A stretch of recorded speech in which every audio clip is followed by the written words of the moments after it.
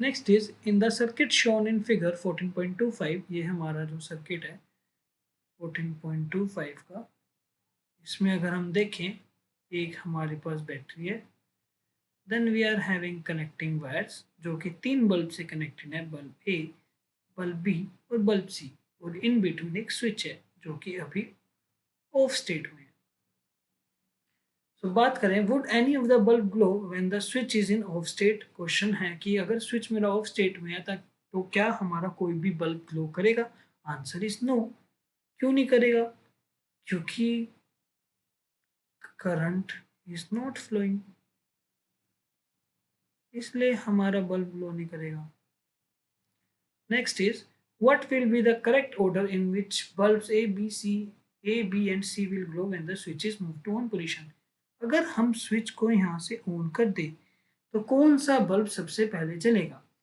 तो मन में क्वेश्चन आता है या मन में आंसर आता है कि करंट सबसे पहले यहाँ से चलेगा, यहाँ से चलेगा, तो सबसे पहले बल्ब सी ग्लो करेगा।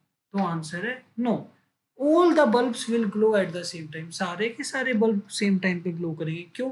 जैसे ही मैं सर्किट को स्विच ऑन करूँगा पूरे के पूरे सर्किट में करंट सेटअप हो जाता है एक ही टाइम पर, जिसकी वजह से सारे के सारे बल्ब्स को करंट मिलता है और करंट मिलने से वो जलने लगते हैं। So we will write all the bulbs will glow simultaneously.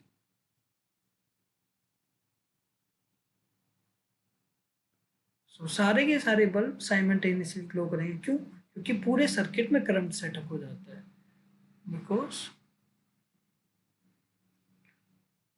Current gets setup in the entire circuit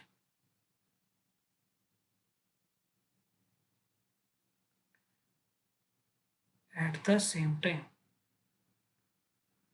same time पे सेम इंस्टेंट पे पूरे के पूरे सर्किट में करंट बिल्डअप हो जाता है।